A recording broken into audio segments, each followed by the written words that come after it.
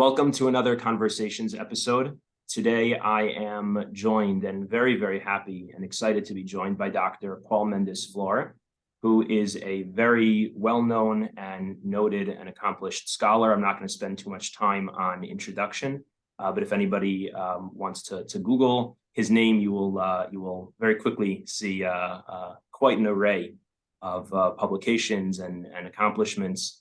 And we're discussing today chapter 5 of the book, which is called Spiritual Humanism. And I'm going to give a very quick recap of that chapter and then turn it over to Dr. Mendes Flohr to hear his thoughts on this topic and what direction our conversation takes us in.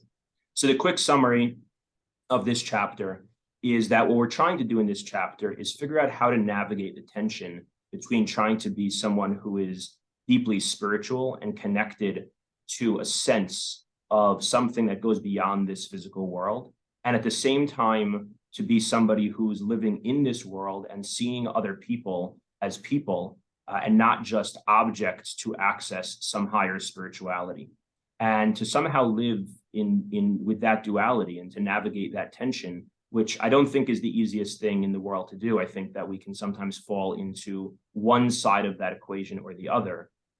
And Dr. Mendes Flohr and I actually met years ago, very, very briefly. And beyond the scholarship, what I know is that the professor is someone who kind of embodies a lot of the spiritual humanism, at least that I think of in this chapter. And so I'd really be curious to hear your thoughts on how you think about and engage this question.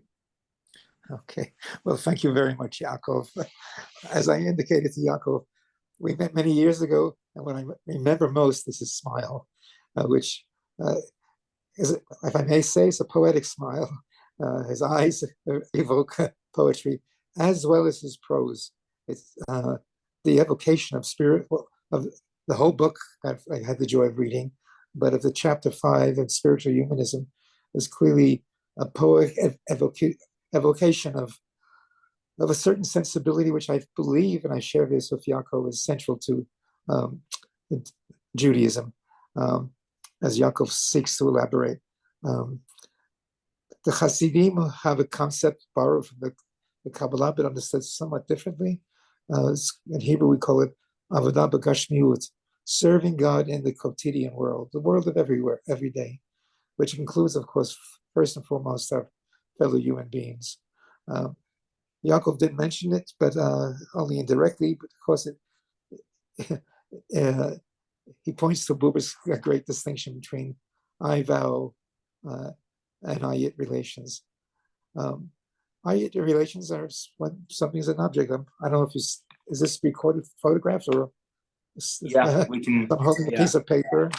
I'm holding a pen, and these are objects which are cast in the world of it.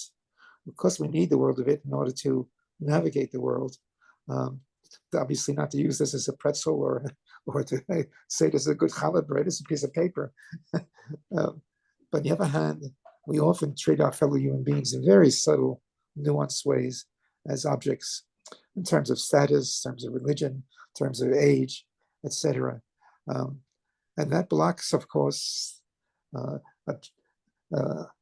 the relationship to the other human being as a fellow traveler on, if you wish to put it this way, on the road from birth to our what we say in Hebrew, the Olam Haba.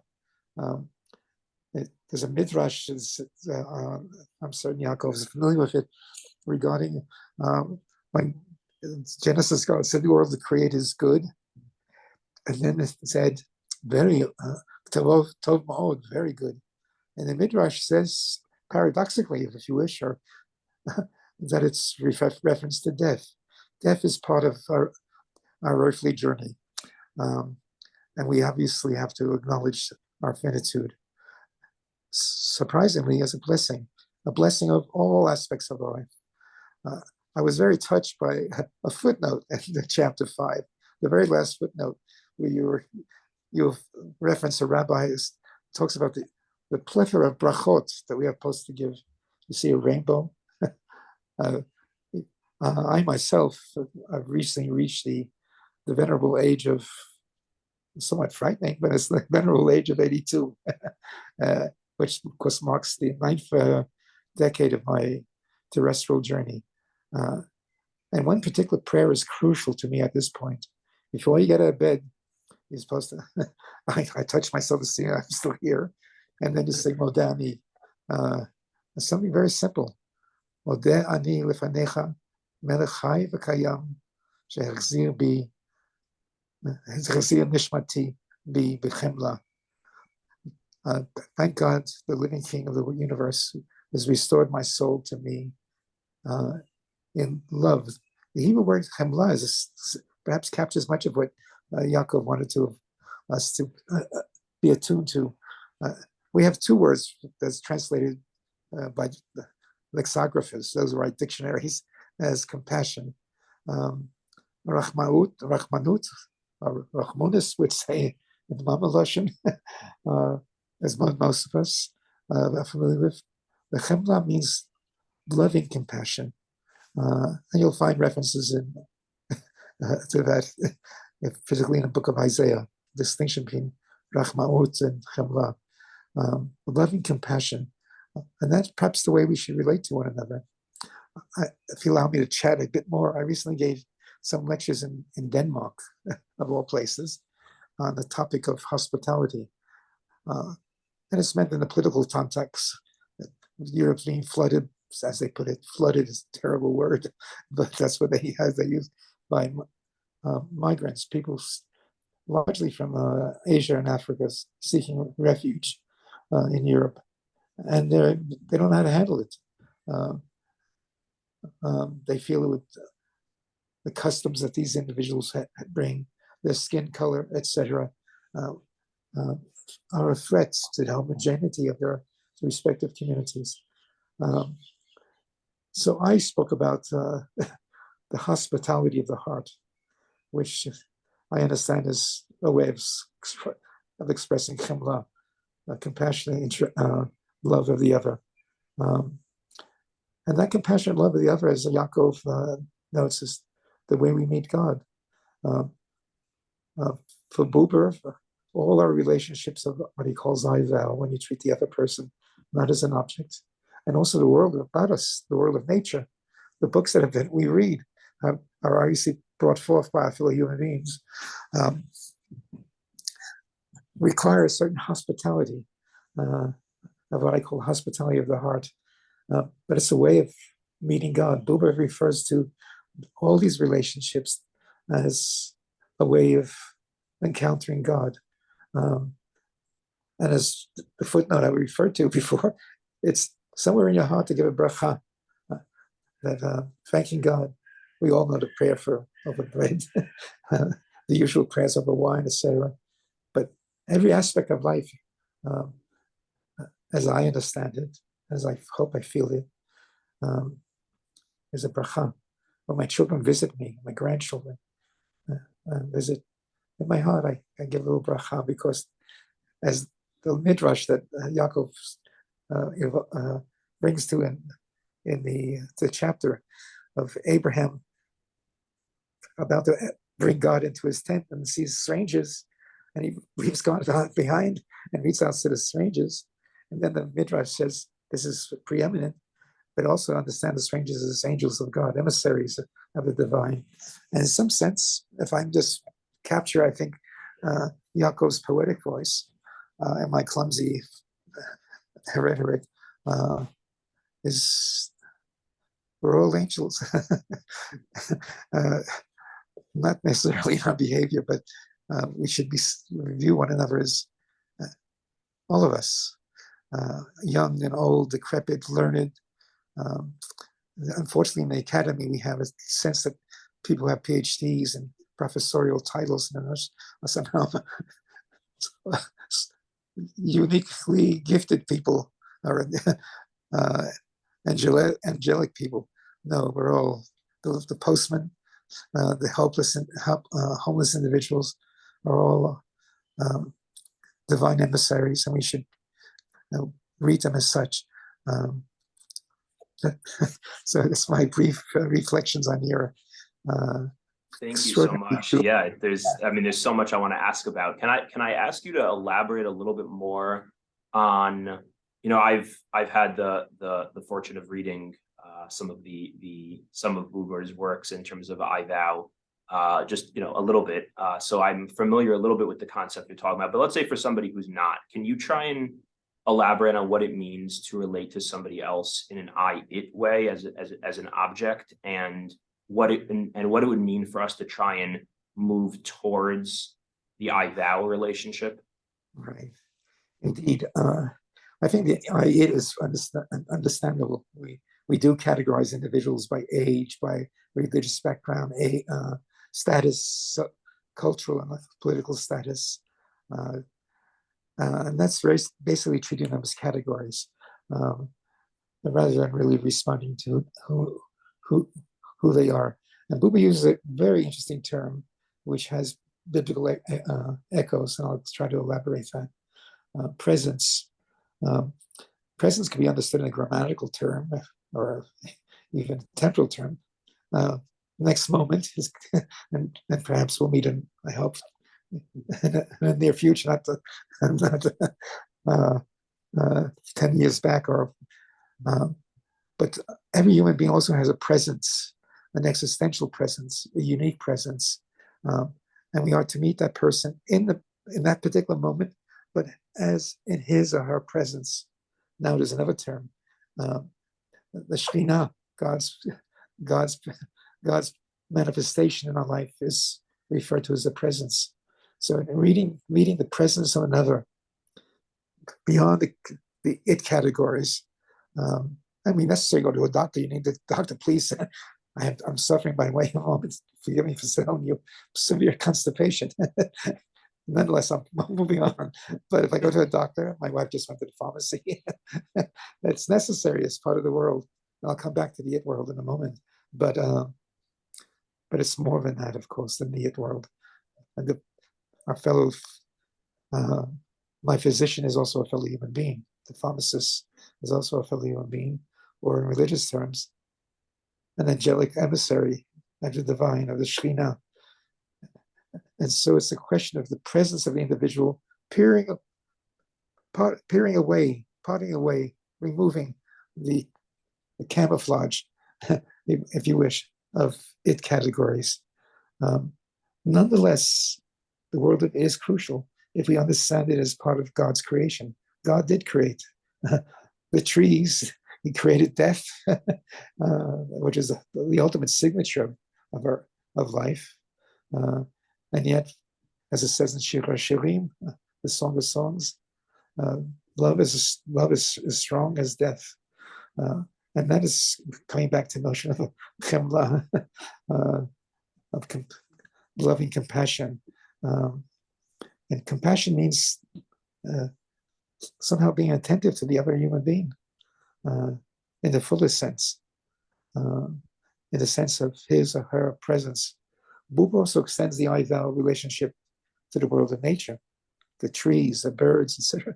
And here, of course, Hasidic material helps them very much. You can worship God in the forest and listen to the chirping of the birds. In other words, our relationship with God is not confined to the synagogue, which of course is still crucial, but is only a way of edifying our spiritual sensibilities. And thus, if we truly engage in prayer, liturgically or otherwise, it is to edify, to build up our own spiritual sensibilities, to embrace God's world, the world of creation. And that's crucial. It's often misunderstood by commentators of Buber, who wish to understand him as a pure humanist, but you rightly put him in the category of spiritual humanism.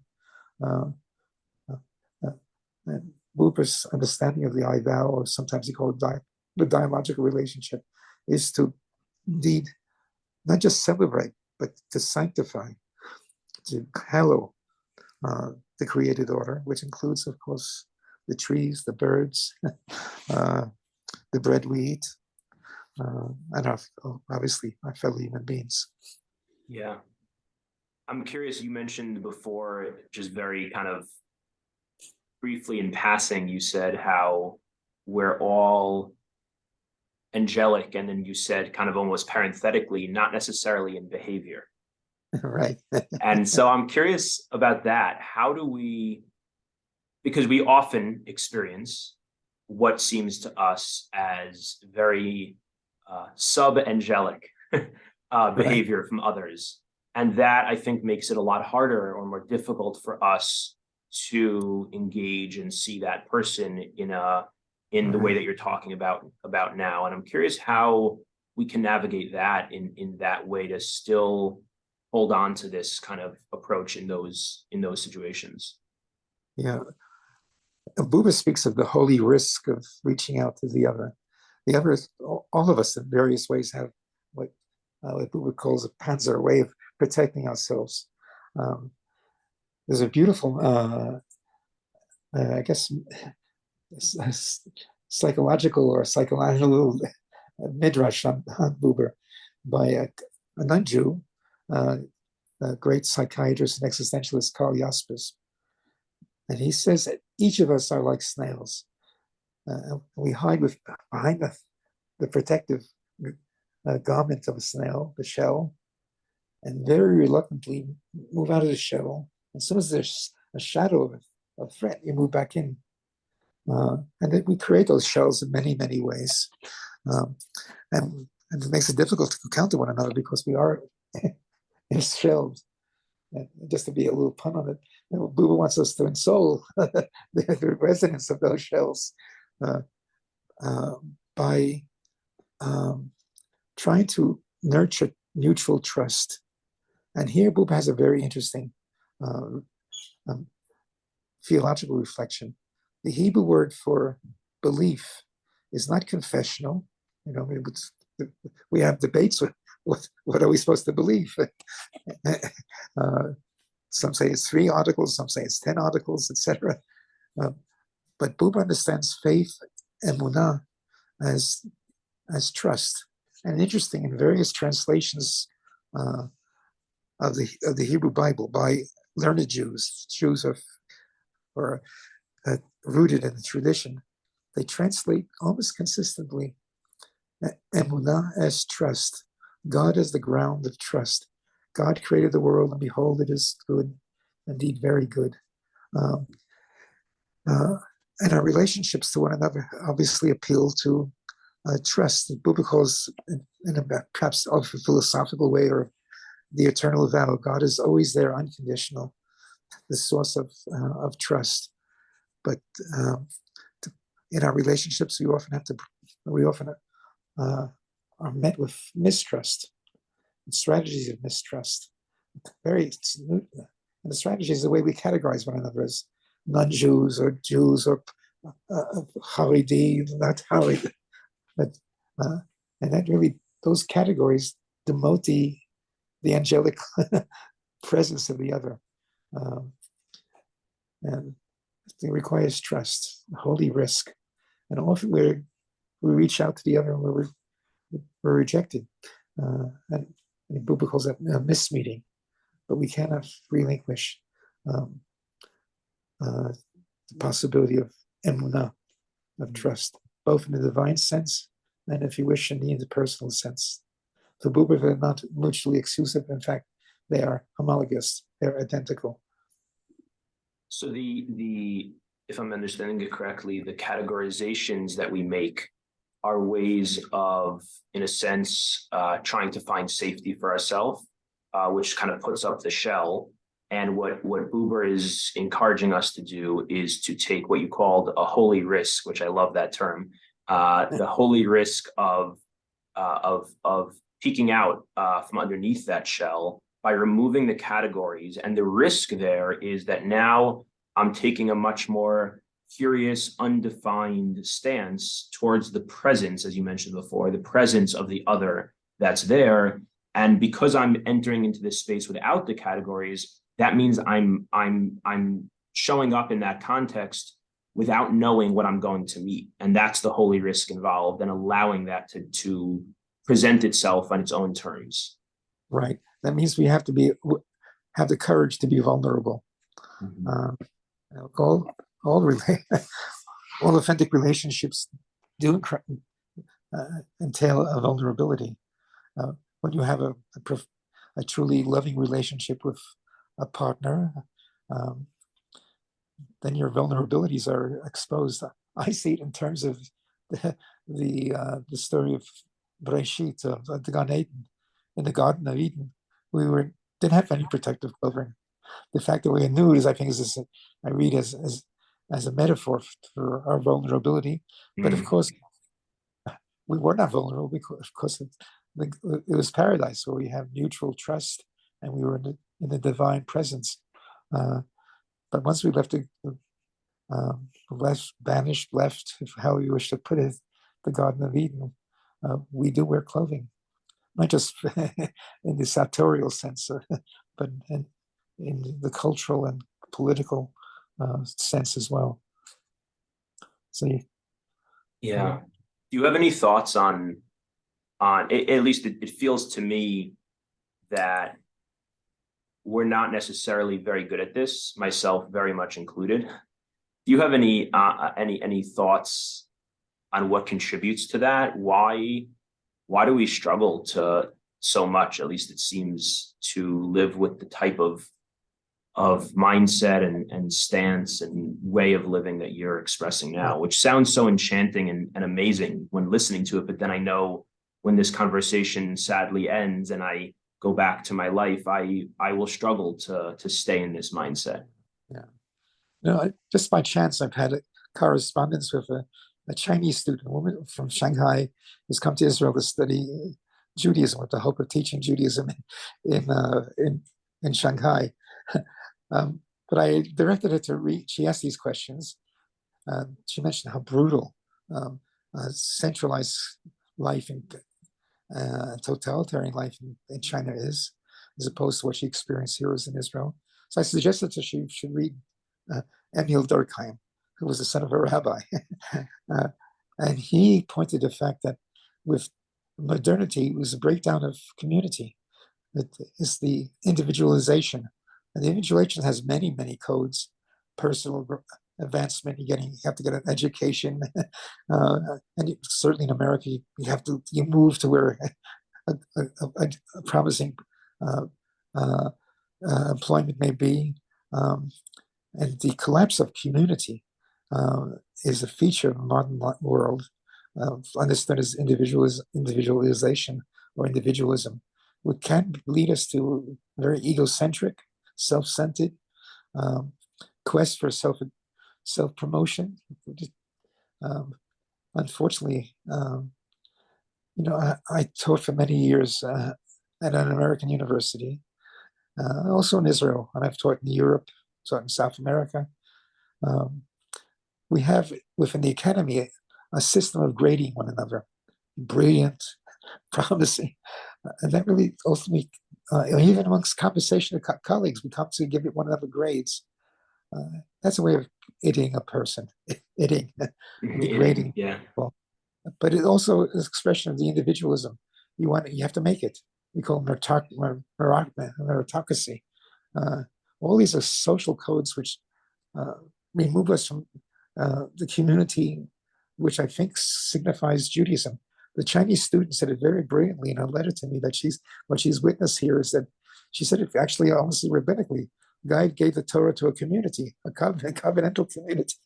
And I was really touched, almost tears, of the insight of this from her reading of Judaism and Durkheim by chance, but from the perspective of a woman who is seeking to liberate herself from this suffocating false community, a totalitarian community, a community of monitoring as opposed to a community of mutual love.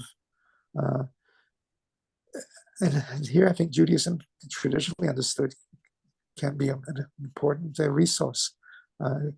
We have the minyan. What's the promise of the minyan?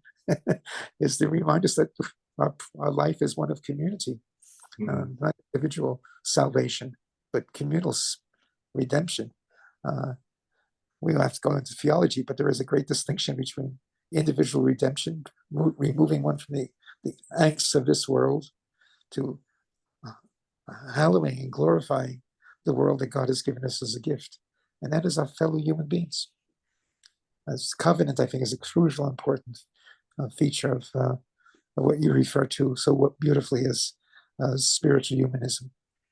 So the importance of community in this context of not, like as you said, not itting other people, but thouing them, I guess, but really not doing anything to them, but experiencing their presence. But I imagine, tell me if I'm right about this, that within the community there needs to be a sense of individuality as well, because otherwise we're going to be kind of itting them yet again just to put them into a mold of a community. Precisely. Yeah, indeed. Of course, what's crucial, and I'm certain part of your own spiritual, is the kavanah, the consciousness in which we perform the mitzvot and engage in Jewish life. And that's where instruction is very important to help maintain the proper kavanah, intentionality, religious consciousness. The community is only a structure, but a structure that can be valorized by chemla, as I would put it. There was a religious philosopher in Jerusalem, a very iconoclastic individual, Yeshayahu Leibovich. And he says he goes to the morning minyan every day. There are people he despises politically.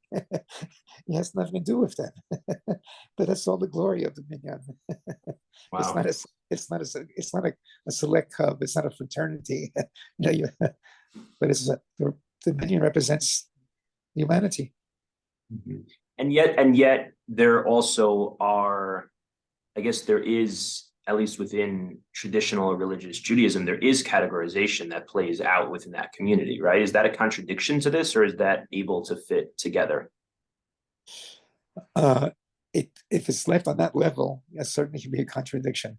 But we do need teachers, and we do need Talmidei Chachamim to instruct us. I just wrote this little paper on the Talmid Chacham. We also translate him on Hebrew as a wise person, but it really literally means a student of a wise person. And we are all students of the wisdom that others bear. Of course, in terms of traditional Jewish learning, there are those who are the purveyors of that knowledge, but they are built upon many, many generations. They're all Talmidei Hachamim. Yeah. And I think if we just see them as a wise person without that lineage, then I think we're somehow obliterating this spiritual promise and majesty of a Talmid Chacham. Yeah. Does all of this exist within oneself also? Meaning these two ways of looking at others and looking at God that we're talking about in terms of categorizations and object versus noticing the presence and being curious. Yeah. So within the way I relate to myself also. Most definitely. Of course, we have to peel away the layers of the protective layers that we've devised in order to somehow survive in a ruthlessly individualistic world. But what Buddha would say is that a dialogue, and in German he refers to it as a conversation of two, ultimately three because of the divine presence, helps us understand ourselves. It's mutuality. And we do need other people, other partners in our journey to help us come to terms with ourselves. We often can hit one another. That's without going too far in that direction. Buddha wrote on psychoanalysis, or what was generally called neurosis, is an individual who's overly shelled himself and lost touch with it. He's lost confidence, lost trust in himself. And that's the gift that we give to one another, is that we trust one another. I remember once, many years ago, I gave a shavuot, I guess you say shavuos, a shiur. And I had difficulty articulating it. And someone in the community said, well, it's like a mother giving, or a parents giving the child his or her hand when that child takes his first steps, at the age of 8 months, 10 months, a year.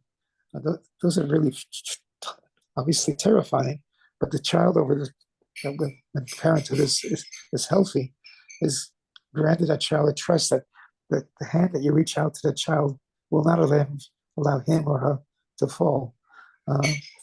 And using that as an analogy to relationships, is that we're all fearful of falling in many ways, but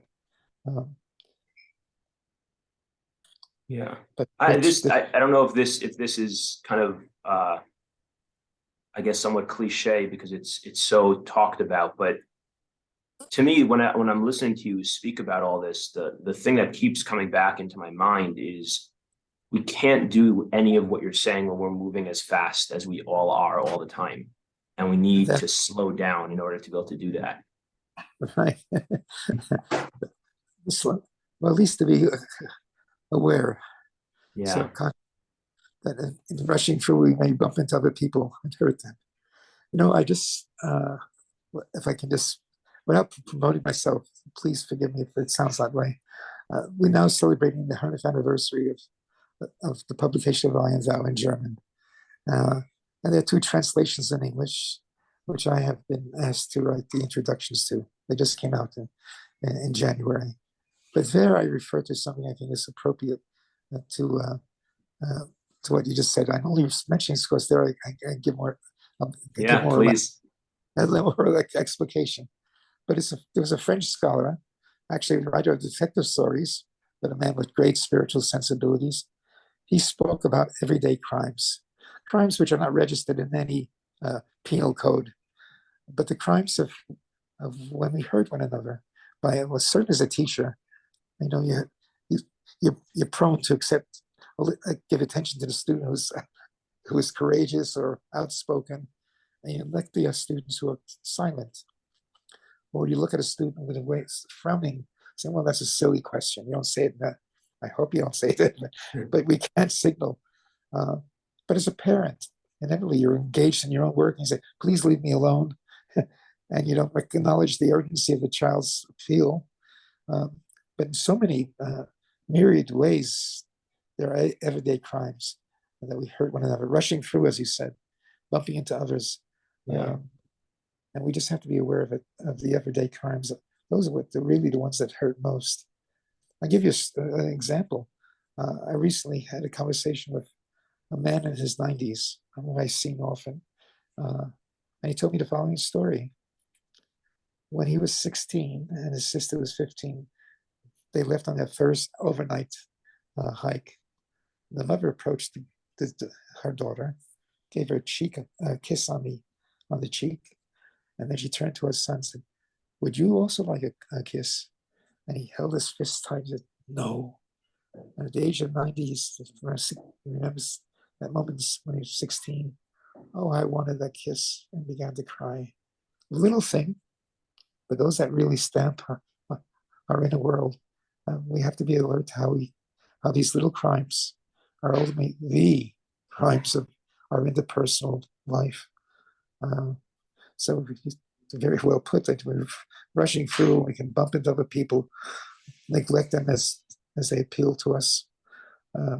So it's a question of slowing down, just to be slowing down in the sense of being alert to how we inevitably but hurt one another, but how we can modify the hurt.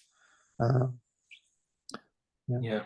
You mentioned before that the world of the is also created by God, and so has to have, in some sense, a sanctity as well. I'm curious if you could elaborate on how do we look at the I guess from more than just a pragmatic need, but also is there a way of looking at that in a more sanctified way? Yes, Buber coined the term pansacramentalism. It borrows it from Christian theological discourse, something that evokes God's presence. For the Christian, it's largely through the sacraments, the blood and the bread, made God's presence as a sacrament. But Buber speaks of all of life as having the possibility of being sacramentalized. That is to say, to evoke God's presence. And I know baffles many people. He talks about a relationship to trees. How can, but he says very interestingly, we can see a tree as a pine tree or some botanical vocabulary casting the trees as a species. But if you stop, each tree has its own presence. And even in the brachot for that as well. Right. Yeah, that's so. The trans-sacramentalism is, I think, you don't need the term, but to realize that we can hallow the everyday, all aspects of life, and that is to say, God is, as you put it so well in your book, and I'm not just praising you. I'm really urging your Hasidim to read the book. Thank you. I really appreciate it. But all aspects of life can evoke the presence of the divine, and that's crucial to say. That, as we put it before, the all aspects of life are angels. Yeah. So to me, tell me if I'm hearing this correctly. To me, that sounds like the idea is that even in the I-it moments, we can resurface the I-thou. But I guess what I was wondering from what you said before is there a way in which the I-it itself, there's an angle through which to look at that as itself being holy in some way? Yes. Well, I think it's almost the same thing as you said. Yeah. It's holy because it's part of the created order. Buber had in trying to articulate his concept of I and thou, had a very intense conversation with his friend Franz Rosenzweig, and Rosenzweig said that there's a danger of giving ultimate salience to the I thou moment, and he alerted the Buber. God created the world and the it. And if you wish, I just wrote I just wrote a paper on trying to elaborate this. Is what I would call the sanctifying the world of it, or redemption of the world of it, to redeem the world of it, because it's redeemable. Right. It brings to mind the teaching of the Alter Rebbe of Lubavitch in Shar Yichud Ve'emunah, where he talks about that because it seems to me that in some sense maybe you could map like an overlay of it being almost the exterior, or the klipa, if we will, the shell, and the thou as being the interior, and the or, and so almost the chiddush, or the novelty of the Alter Rebbe in that work is that the shell itself is also a divine revelation, and actually in some ways is rooted in some even loftier source. Right. I mean, we're getting a little bit more esoteric now, but I just mentioned that as I think you mentioned briefly, the Hasidic concept of the divine sparks and everything, and also in the klipot, the covering. I want to say something much more in principle. This, without being polemical, but there was a great divide between Judaism and in the centuries of its formation as a faith that we know, with something called a trend in thought known as Gnosticism. Let me just say briefly what that is involved. Gnosticism comes to the word gnosis. We know it, agnostic, not knowing. It's a Greek term for knowledge. And the knowledge that was offered by these schools of thought that come under the rubric of Gnosticism claimed that the world we live in is awful. We don't belong here. Our souls should be elsewhere, because the world is too compromised with temptation and pain, the rots of aging, if you want to put it that way, and death. So the Gnostics said the soul is incarcerated, is captured in the body, in this world of creation. And he went so far as to say the Jews gave us a wrong idea. It became very anti-Jewish that the world is created. And that's a lie. It's a lie. And the Gnostics offered knowledge to somehow to break out of the prison of life, to reach out to the upper world. I think you allude to that when you say that there are those who seek spirituality by removing ourselves from the other. Yeah. That's Gnosticism. And many Jewish thinkers that you are familiar with in the 20s, a variety of reasons why in the 20s, but one to note that felt there was a neo-Gnostic push in European thought. And that was Buber, Rosenzweig, Heschel, and others who said, no, we just can't relinquish from the concept of God, of the created order. That is a blessing that we of course have to bless. It's not just this that he's saying hi. It's that we have to bless it or sanctify it or hallow it. But he became a very significant struggle.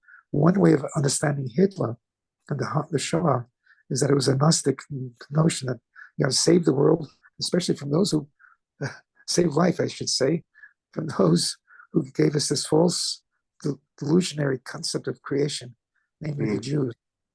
And I think one very instructive way of understanding the horror that visited our people and humanity at large was this Gnostic view. So without giving you a greater, but well, not embarrassing, I think you deserve it. Spiritual humanism is an answer, a very important answer to not only the dilemmas of modern life, but Gnostic views that this world is not worth our energy. And the only way to survive is being ruthless. Thank you so much for sharing all of this wisdom and this time. If I can end with one last question and to try and maybe bring a lot of this conversation to maybe something a little bit more practical in a tangible sense. I'm curious if somebody listens to what you shared and undoubtedly is moved to want to try and engage others and themselves and God and all things from seeking the presence as opposed to the automatic categorizations, and they want to peer out from under the shell that they often find themselves in. What would be, if you're able to, kind of a first step in the process of trying to move towards that direction? We call it in Hebrew, cheshbon nefesh, is an accounting of where we find our souls, and often in places that are not really conducive, ennobling to a life of Jewish spirituality, or as you will put it, spiritual spirituality or spiritual humanism. The spirit and the human are ultimately should be one, although often we have sundered the relationship, broken the relationship, and that requires cheshbon nefesh. As you perhaps know, this is more about the Litvaks than the Hasidim, but the Musar movement has a very strong sense of that we should constantly be, especially if there are rituals going out, midnight meditation, hitbodedut as they call it, as a cheshbon nefesh. It's a daily requirement. Yeah. Thank you. Hey, thank you so much for this time and this conversation. Really appreciate it. All right, thank you.